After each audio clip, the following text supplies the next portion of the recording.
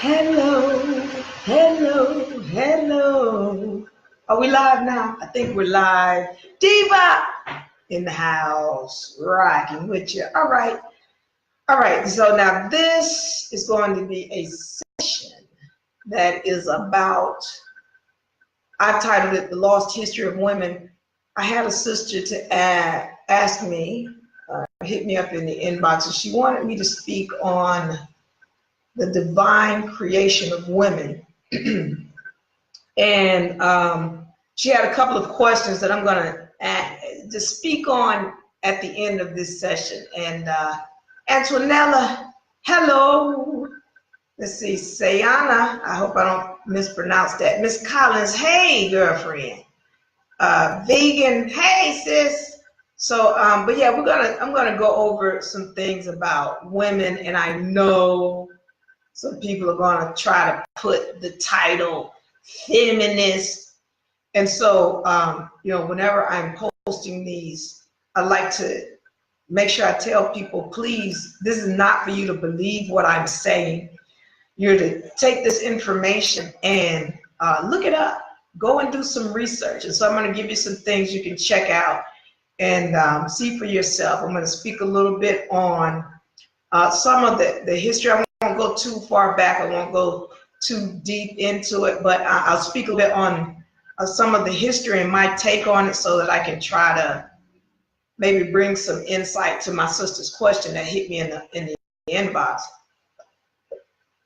So let me first start here as I speak on this lost history of who women are. Now, again, my thing is for you all to go and look this information up for yourself so that you can see what's going on in the information that I'm giving you. Now, speaking about the lost history of women in society, and one of the questions was about the divine order of creation. All right, so let me start here. Now, when we talk about science and what science is showing about, the molecular structure of the human being or the human vessel, when we start looking at this molecular structure, we need to understand that this is not just, when we're looking at this molecular structure, that we as humans these vessels are splicings, okay? These are, they are a product of genetic splicing. So it's not just with every element of this earth, but when the scientists go and look at these, the molecular structure in the DNA, one of the things has been found is that there's, especially with melanated people, there's a mixture of every element on the planet plus some other being that can't be found on the planet. So based on a lot of different research that I've done, these vessels are a product of, yes, the elements of the planet, but another being that possibly created these vessels. Now, when we look at, the reason why I'm bringing that up is because what we have to understand is when, scientists or anybody look at the DNA of the human, you're not just looking at our history as human beings on this planet. You're looking at the history of also the beings that created these vessels, because these vessels are supposedly spliced with those beings. And so in understanding that, one of the things we need to understand is that there were the original beings of even those beings, science is showing, were females. All right. And with those females, they had the ability and still have the ability to procreate. So science shows this, that females, especially melanated females, have the ability to procreate on their own or asexually. Look up parthenogenesis, look up Parthenon. These are some things, and I'm going to speak on some things, other things later on, that you'll see that yes, the woman was and recently procreating on her own, and these are things that society tries to continue to hide from the woman, but the truth will come out. Now, science also shows that the male is the essence of the woman. This means that he is created from her. So you got this X chromosome that is that always represents femininity, and feminine always represents masculine. The female or the woman is both the feminine and the masculine. So from this feminine comes this Y chromosome, which is a derivative of the X. This Y chromosome is a derivative of the X, meaning, and I explained this in another video, where you've got this X chromosome that has, 1,400 some odd genes in it. And then you've got this Y chromosome that has only 100 genes in it, because it has had 1,300 genes removed to reduce it to a Y chromosome. It is a derivative. It comes from the X. It is the essence of the X. Now, again, this is not to distant brothers or any other male on this planet. These are just scientific facts that I'm stating, that the male is the essence of the woman. He, in turn, if she is a god, he would be the goddess. But we're not going to talk about that. I'm not trying to diss, the fellas and be like, hey, goddess, and pissing them off or whatever. That's not the goal. But I'm just putting it out there because these terms have been switched, and we have to start doing etymology, because a lot of the clues that we look for about what happened in history are right there in our face in these words that we use every day. So I just needed to bring that up first so we understand what is the relation and correlation between the male and the female. He is the derivative of her. He comes from her. He is of her. The Y chromosome is from the X, and the X is the original chromosome, and everything comes from the feminine. And those males who, and I love you, brothers, and my other male people who are familiar with this information and know the truth, are willing to speak it. When you do your research, what the male is, and then again, respect him, and he respects her for who she is. Now, let me go back. I want to back just to the time of, let's say, before the pharaohs. When we do research, what we start to see is that the woman was in all of the knowledge, all of what you call the power. She ran everything. When it came to armies, that was the woman who was controlling that. Again, wealth and knowledge. And so what we need to understand, though, again, I speak a lot about universal laws, and that these role reversals that are happening throughout time, these are just energies. Okay, so we're not here for the first time. Meaning, you believe in reincarnation? Okay, yeah, we want to call it that. We're spirits. All of us are spirits, and we come back into this dimension. And so we have to understand that. I mean, I know we think that it's just some myth or some mythological stuff that may have been mentioned in the Bible here and there, but these are things that happen. And when you understand, because physics, the laws of physics, and a lot of things that that we don't get exposed to, they show proof of this quote unquote reincarnation. And so we have to do some research so that we can start understanding how real this is. All right, so I'm going back to, the time, just before the pharaohs, or right as that whole thing is coming into play. Again, women were the ones who were in control and running everything. So I mentioned the term pharaoh because what we have to understand is pharaoh is a feminine term. And I'm going to tell you something that I find very disturbing, even as I do my research. Things are constantly being changed online, even with these so-called online bios. The dictionaries are constantly being changed. And I knew it was happening. I knew it was going to happen. But then as I see it happening, it's so very disturbing. So I'm going to tell you about this term Pharaoh. It means house of the women, or the women's house. Now, I'm disturbed because when I went, one of my friends really turned me on to this term, and the term Pharaoh, and it being a feminine term. And all of us think, oh, it means king. It was the kings.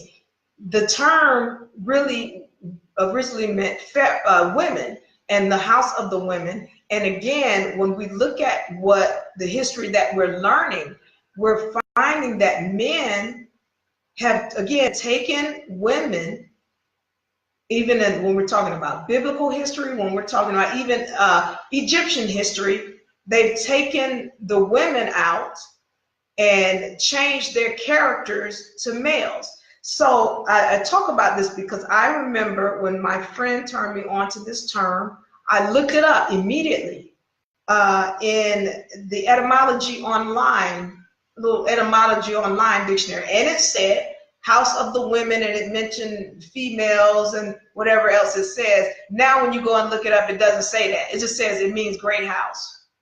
And that's something that I know, this is recent, that they have just changed this. And it's disturbing because it's like, if we don't, even now it's difficult for me to say, okay, go look this up.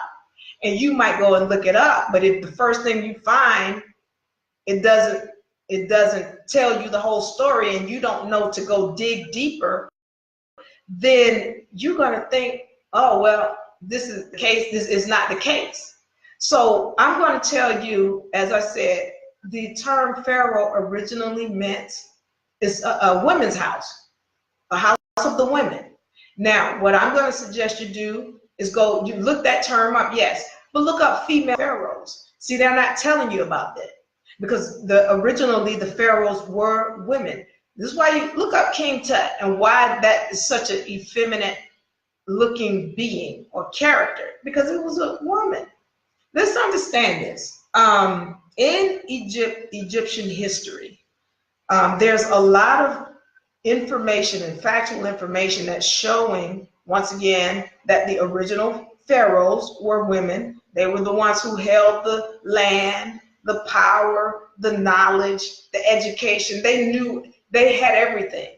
And they treated the male as a subservient being. All right, this is why, once again, going back to the universal laws, those energies must return. And so she is not a victim, as I always have to state, because she's getting the energy brought to her that she put out on the male. So they weren't to read, the males weren't. They weren't to go to school. They were not to own land or power or any of that. They were a subservient being, in any position that a male had in society, he got it from the woman. All right. Now, the reason why I'm bringing that up is because, again, this question that the sister hit me in the inbox. I need to point out some things about how the sexes of these characters that we're being told about were changed. Like, again, the Sphinx, for example. The Sphinx is an image of a female being, a female entity. And what has happened is, when we do research, we'll see that the Sphinx underwent a lot of reconstruction. This is before the Caucasian or the Albions came in and shot the nose off to hide the fact that it was a melanated being. But before that, there was all this reconstruction done on it to make it look like it was a male. Beard added, all kind of whatever else they did to it to make it seem like it was a male, but it was the image of a female being. The pharaohs, once again, they were females. Your original pharaohs, all of them were females. And again, one of the things we have to understand about these, the women of antiquity, they had great knowledge. They could They could read the past. They could tap into what we know as Akashic records. They knew the future. They knew astrology. And because when you know all these things, when you understand numerology, when you understand certain things, then you can read, you can see into the future. And there are a lot of movies that deal with this, but they will never tell you that this is what women were doing in the past. But they were reading the future and they were prophesying. And they could tell what was going on, and so they would do things when it comes to the male. For example, that whole thing, you'll read these stories about how the Pharaoh said to kill off all of the males. Okay, these are some of the biblical stories that you get. And one of the things is that, they'll talk about the 3 wise men, for example. Well, the people who were prophesying in that time were women. They weren't men. Men didn't have that power. They didn't know numerology and astrology and how to tap into Akashic records. The women did. And they were the ones who could see the future. Now, when you're talking about, oh, we're going to get rid of all of the males, this is what the women were doing. The woman, she was the Pharaoh. She was the one making these calls because she could see these things that was going on with this species. Again, she used to control his numbers without even, without having to be violent. She knew how to control it because when she controlled herself, she controlled him. What does that mean? As I said in the previous document, when there is peace and happiness and love, a male cannot exist. A healthy woman gives birth to women. A woman in distress gives birth to males. And so this is how she was controlling his numbers. But as she forgot who she was, as she forgot how to control herself, then she could start seeing, okay, he's getting out of control. We need to try and kill him off. Well, the same thing she tried to do to him is the same thing he turned around and did to her. When we start looking at these things like the witch burnings, and when they were, burning her at the stake and doing all these other evil and ill things, that wasn't by happenstance a victim. She got it because she put the energy out on him first. So these are some things when we start doing research, we can understand. Going back to the Bible, since I brought it up, I want to mention how there's characters in the Bible, for example, that when we do research, we understand that, again, the male took the scriptures of the melanated woman and changed the characters. One of those characters was this Jesus character. When we do research, we start to find out that it's likely that that character was a male. Why? Because look up the term wisdom. That is another feminine term. And I hate to tell you, look it up, because the last time I looked it up, it showed that it's a feminine term. Well, why do they keep calling Jesus in the Bible wisdom? Why did you call him a feminine term? Because it's likely that wasn't a male. Here's the other thing. They want to call Jesus a male. However, they keep covering his head when he prays in the Bible. You do that. They do that for women, not males. So there are certain things in the book that show you that they've changed these characters. Here's another thing with this character Jesus. Now we know that Mary supposedly had a virgin birth, and the thing is that the Parthenon was definitely in existence even up until after the time, because the Parthenon was taken over, I think maybe in 500 AD, and Mary was, of course, in 0 or whatever around that time. But the Parthenon definitely exists. What was the Parthenon? It was a place where women went to learn to give birth without the male, because she had always had that power, but it was starting to diminish. She was starting to forget how to use her own powers. Well, that was taken over. Now, I bring that up because when a woman gives birth with parthenogenesis. And I brought the Parthenon up because of the simple fact that people want to act like, oh, this didn't exist. Well, yes, it did. And I'm going to give you some other things that we can look back on, and we can see that that it was not that long ago where women were still producing on their own without the male. But you got this parthenogenesis, and we know that it existed. The Parthenon existed, that women did have the ability to give birth on their own. But when a woman gives birth by parthenogenesis, she's going to give birth to a female. That's all she can produce, because all she's doing is cloning herself. So I talked about those chromosomes. There's 23 coming from the male and 23 coming from the female. Well, see, the female produces sperm as well. And when she produces sperm, just like with the male, they are all X chromosomes.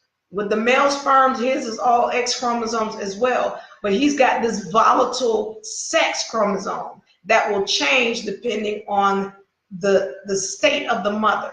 Now, when she gives her sperm, when her sperm come about, which allows her to create or clone herself, then what she has is this. Okay, let me tell you how it works so you can go and look at it for yourself.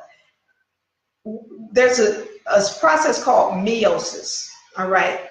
Now, there is the embryo, the original embryo, and it's got 96.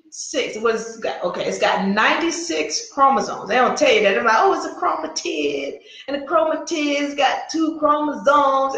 Look, that sucker is it's huge. This is this huge entity. They call it stem cells that is within her. And they have 96 chromosomes. And so does the male. The male has the same, but I'm just talking about the woman for right now. When they divide up into 4 different entities. One, in the female, you're going to have this big ovum, and then you're going to have 3 smaller polar bodies. They call them polar bodies. In the male, it divides up into 4 equal sister cells. Sister cells is a key to let you know that they're all female. All right, look it up. So you got these this original ovum or embryo. It divides up because it's got 96 chromosomes, and divides up into 4 different entities of 23 chromosomes each. All right, one of them is a big ovum. The other one is these little polar bodies that just sit outside of the ovum next to it, just sleeping, because they never go into a maturation phase where they lose all the fat on them and develop a tail. They're just sitting there, and they have the ability to penetrate when she knows how to wake them the hell up. But because they never wake up, they just sit there. Now, all of them have 23 chromosomes in them. Now, when there was the Parthenon, or there was this ability to teach the woman how to procreate on her own, when this cell would wake up and it would join with her, the big ovum, when one of the little polar bodies would wake up and it would join with the ovum, then she's basically cloning herself. That's how she used to be able to do it, because she would clone herself. So now she's got 23 female chromosomes and another 23 female chromosomes right here. And the only thing she's going to produce is a female. There is no Y to come about, because there is no volatile Y, a set of Y chromosomes coming in here. All of them are her X chromosomes, and there's no chance of a Y becoming. So because of that, the only thing Mary is going to be able to produce, from parthenogenesis, or a virgin, because virgin birth means a woman who gives birth without the male. That's it. Doesn't mean that, she didn't have sex before that. She could have. But if she gives birth by virgin birth, it can't be a male. So then who is this Jesus character that they're claiming is a male? Okay, I'm not arguing whether this character existed or not. What I am saying is, if it did exist, there are too many things pointing to it not being a male but a female. Now I'm going to go back to the Bible because I spoke about this in another documentary where I talked about how there's the Bible is copyrighted. It's copyrighted. And why is that a big deal? Because again, these scriptures were around long before the original Bible came into play in 300 whatever AD. And you're telling me these people are taking scriptures and copyrighting them. You're going to copyright something that you didn't write. Well, the thing is, they have to change it around to make it their own story. Once it becomes their story, then you can copyright it as your story. You understand? That's what religion does. They're copyrighting these stories, these scriptures that come from the melanated woman, and they're changing them around, and they copyright it, and then it becomes their story.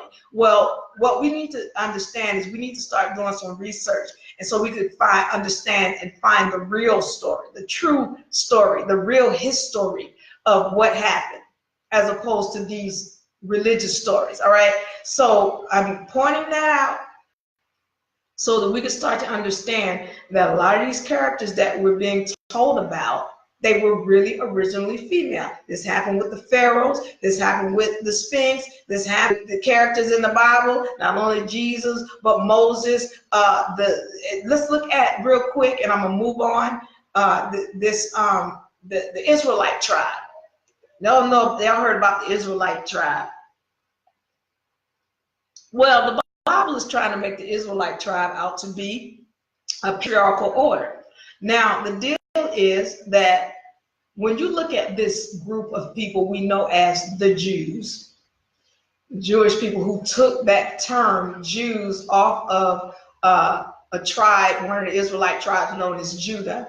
And so these people are calling themselves Jews, and from that tribe. Now, one of the things we know is that these people who call themselves Jews, they took their religious ways or their order from this original melanated group of people known as the Israelites.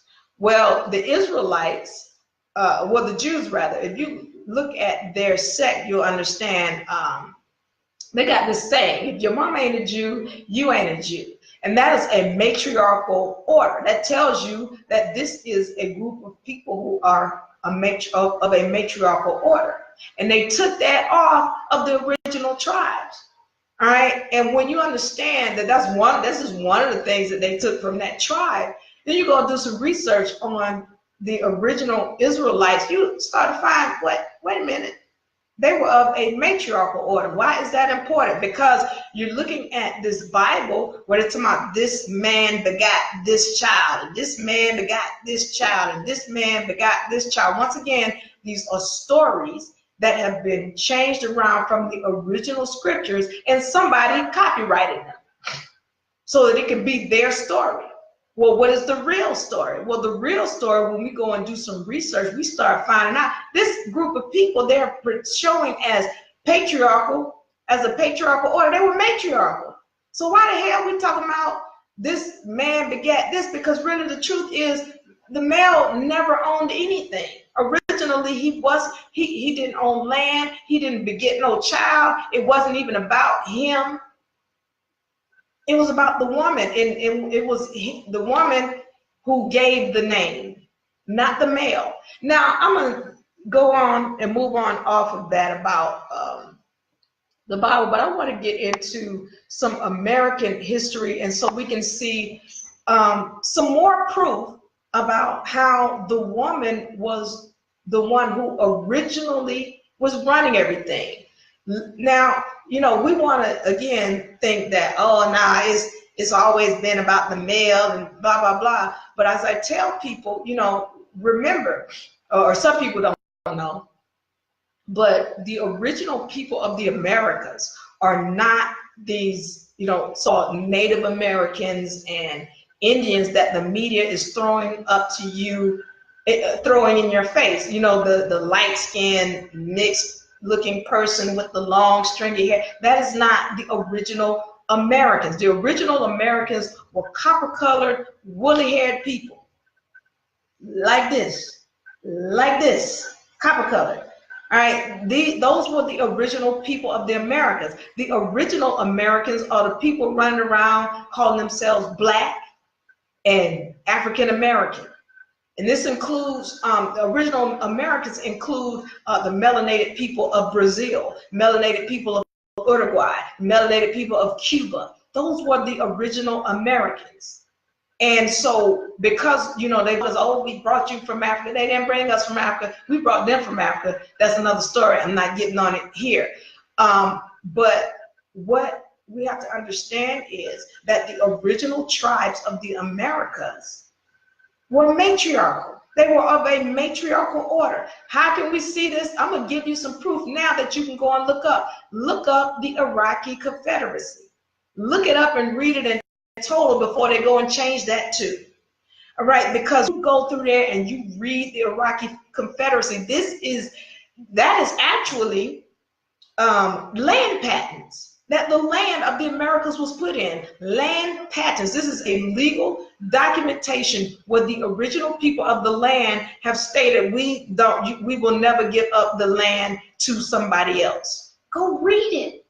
Again, these are the legal documentations that we need to show who really owns this land. What land, how is the land in land patents? Read the Iraqi Confederacy. And as you continue to read it, what you're going to find is that the land was in the name of the women of those tribes. They are the ones who owned everything. This is why they don't want you to know who you are as women. They don't want you to know who you are as a melanated person. Read them. The women of the tribes were the one who owned everything. And so when we start understanding this, again, now you got your documentation. Now you got your real proof. So nobody can, turn around and say, nah, this is before 1777. This is before the 1600s, before any of the Columbus and even because Columbus wasn't an Albion like they try to tell you, but even before the Albions got here, this is before that. Go read it. Now you got the proof to show that it was the women running everything. And so that didn't just happen in the 1400s and before that. Go and look up the Caliph tribes. This is the tribe of women that was in California, after which the state California was named after. It was an all-woman tribe. Look up the Amazon women of South America. That was an all-woman tribe. These are women that were given birth to other women before the male. Look it up. But they don't want you to know that. The Americas is not the only place where it was women running everything. India still has some fraction of it. Other countries in the Asias have some fraction of this history of women.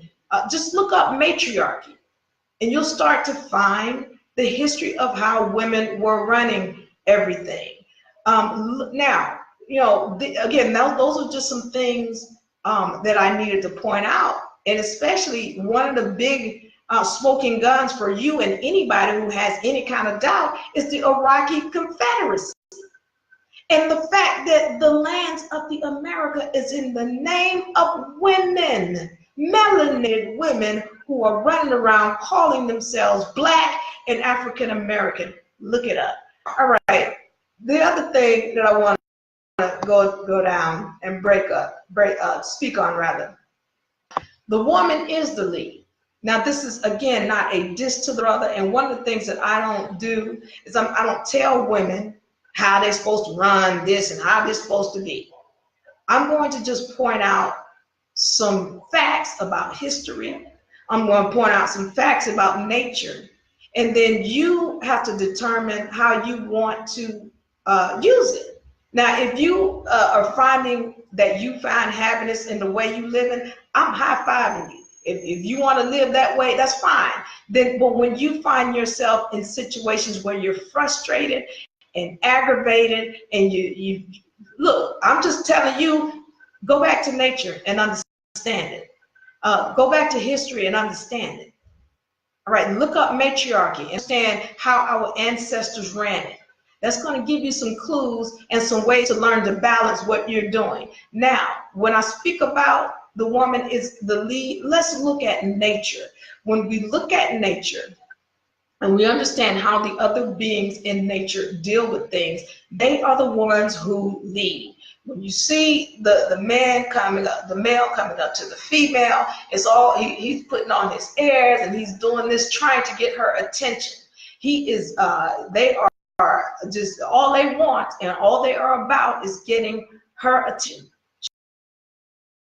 She is the lead. When you look in history, once again, it is the woman that is leading everything. Wherever she's going, he must follow. Right? Look in society today when we're dealing with the family, and let's say there's a man and a woman, and they have a child. Well, that child comes to him, hey, Dad, can I get some ice cream? Well, what your mama say? The woman lays down the law. She is the one who lays down. She says, this is how it's going to be. So says the law. And the male is to uphold that for her. If there's that in the household. But that is how nature has set it up. The woman lays down the law. Once again, this vessel is a law. A woman laid this vessel down. She laid down this law that you are looking at right now. And a woman is the one, she is the only one that lays down the laws of any vessel that you see on this planet. It was a woman that laid down that law. Every vessel is a law. And a woman laid it down. So that's just talking to you from a natural standpoint. She is the leader. She is the lawmaker because she makes everything that comes into existence. And so, yes, she is the one who is supposed to lead. But again, you find it in your life following a male, then, and that makes you happy, so be it. However, that ain't natural.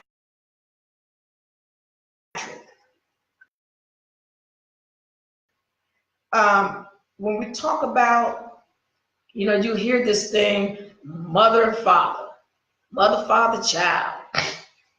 What you need to know is there's mother, and from her came an offspring that is a son. There's mother, and then there's son.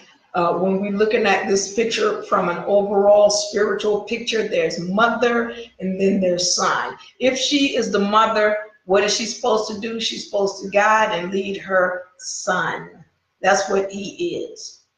And the problem is we're putting him into positions, and it's partially her fault because, again, she started off mess.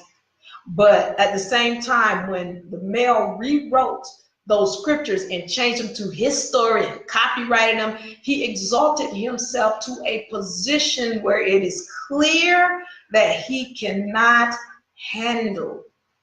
All right, we are not understanding, first of all, who he is or what he is. We have expectations of this being that is unnatural to his vessel. He is not supposed to be a rearer of children, and you are leaving your child with him. You're expecting things, and I know, because of this society, we've been told he's supposed to take care of his child, the child support, and we got him in a headlock with the child support system, and he's running, and I just find that to be the worst thing, especially as melanated people. We always complaining about the system. We need to find ways to remove the system from our personal lives, and we do that by understanding who he is and starting to respect her.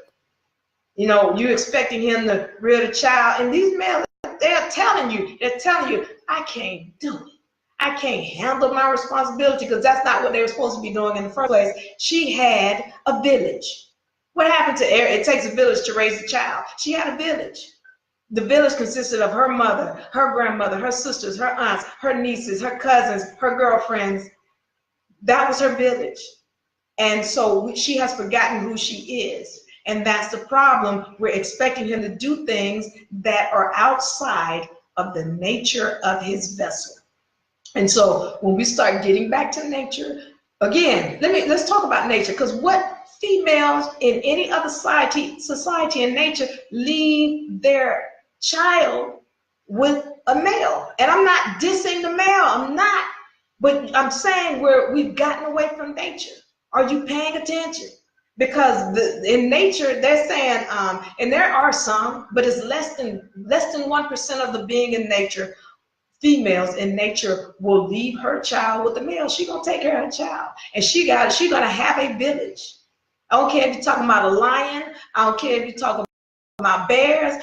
You can talk giraffes, whatever, tigers. They're gonna take care of the baby. The females are gonna take care of it. She is not gonna leave her child in the hands of a male, and that is not it. But I spoke about this in a previous video. Go back and look at it, where I speak about how we have males doing things and trying to put them in positions that go against their nature, and it hurts the child in so many ways. I won't go into that on this video, because I want to move through this and get to my sister's question that she sent me in the inbox. But the bottom line is, the things that we're expecting him to do to protect, that ain't even his job.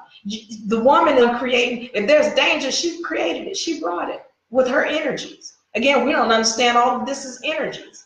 So if you control your own energies as the woman, then what you need him to protect you for? You protect yourself by changing your energies. All this stuff about providing, let's go back to nature. Who is the one that's doing all of the hunting and the providing and the making sure the child is taken? Who does all of that? It's the female. So now you're trying to ask him to do, hell, men love to bring up this animal. The lion. Boy, love the lion. Is the king of the jungle. The king don't do shit. King can't even hunt. If he didn't have them 4 females in that damn pride, making sure he got fed, his ass would starve to death. This is why they fight so hard over getting that. You know what I'm saying? A male, really, understand this, in nature, they fight for 2 reasons. Where really they fighting about some ass. Either they fighting trying to get her ass, or he trying to save his own ass. That's it. All right, because he's not about even protecting her. When all these hyenas come at the lions, since we own this, and men love this animal, when them hyenas coming at the lion, his ass get ghost. She's standing there fighting, trying to keep the food for the family. Where's he? Ghost. So you got to understand, who are you? I know we as women, we feel like, oh man, I'm tired. But you got to understand who you are. A lot of your energy is expended trying to put your expectations on him, your false expectations of this being. That's where your tiredness comes from. If you're tired, stop fighting him, stop putting your energies over there, and understand who you are, because you have the ability to create any and everything you want by changing your energies. When you think it, it must be. All right, I ain't going into that, that's spiritual. But getting back to this, again, when we stop when we start respecting the male species and who he is, then we can start building and growing on the things that we're looking for. And that is not meaning disrespect him because he's lower than you and he's the essence and he's really the goddess, which he is. But that's not saying, because again, we did that. We did all that negativity to him in the beginning when we created him. And that's why we're in this position. Now we've got to learn to respect his nature. And to love him. And that means not trying to put him in positions that are unnatural to his vessel. That means not trying to put him in contracts and make him do that. Means not trying to damn sick the Social Security and the who are these people, the child support people on him all the time. That's not productive to us as a people, none of us. So my sister's main question was, are women supposed to submit to the male? Why or why not? I'm going to say this again. I don't tell a woman how she's supposed to run her life. That she is the guide. And so however then for me, I'm all with it. However you feel like you need to find your happiness, I'm all with it. But when it comes to what is natural, she is the original. She is the mother. He is the, okay, what position you put him in, she is the mother, she is the leader. Even when you look in a business society, let's understand this. When we look at promoters, they're going to target the woman. Why? Because she's the one who, even if she ain't even making money, she's the one spending all the money in the house. So if they want her to buy something, the advertisers, they're going after the women. This is why when you want to advertise on some of these women programs like Lifetime and Oprah and Old Channel and all this, those are the most places to advertise on, because they're targeting women. And the women are the ones who are the ones who make the decisions in the house. They lay down the law. All right, when we're talking about promoters, promoter is going to promote to the woman, because wherever the woman goes, the man shall and must follow. All right, when there's a big party that they trying to promote, they ain't even gonna give him no flyer. They're gonna make sure she gets a flyer, because they know if she is there, he is going to be there. All right, so this is the thing that we need to understand about, even not just nature, but hell, society is telling you this in the way they respond to the woman all the time. So am I saying that she's supposed to follow him or what have you? I don't put that on her. I'm telling you what history shows. I'm telling you what nature shows. I'm telling you what society even shows. She is the leader. So now if you feel happier following him, do what you do, but understand that's not natural. All right. Again, it is mother and son. That's not saying you act like he is subservient to you. Are you supposed to serve him? Yes, and he's supposed to serve you, but not in the way we've been told in this society. And again, we just got to understand, look, everything we've been taught is ass backwards. Everything we've been taught is ass backwards. And you're going to, the more you study, the more you're going to see that and understand that. You know, I love my brother. I love all the males. The thing is, though, we have to learn how to love them properly in such a way that doesn't bring us imbalance in this life. All right. So again, I hope, sis, I answered your question. I hope I brought some insight to a little bit of the history of women and the lost history. Not only is it lost, it's really hidden from us. The lost history of women in society. I'm going to say this real quick and I'm going to get out of here. When we talk about the Bible, please go and look up some of these left out books of the Bible. Find out who Lilith was. You know, on both sides, where, you know, they try to make her to be a demon, which she's really not. And find out who she is. Find out some of these other stories about the woman and her power that had been left out. And remember that the Bible is copyrighted. That means somebody took the original scriptures, changed them to their story so they can copyright them and make it theirs. Okay, the Bible is still a powerful book, and you can get some truth out of it because of the fact that they couldn't hide the importance of those scriptures. But however, there are a lot of lies in them. And so you do your research, and then you can find them and you can see them and start to respect the book more. You can start to respect it. I ain't say believe in it, you're gonna have to start to respect it, because it is a tool that you can use to your advantage. So anyway, lost history of women in society. Please do your research. If you find something that is in contrast or that you want to run by me when you're doing your research, please let me know. I'd love to talk about it. Diva Laree, I'm out. Peace.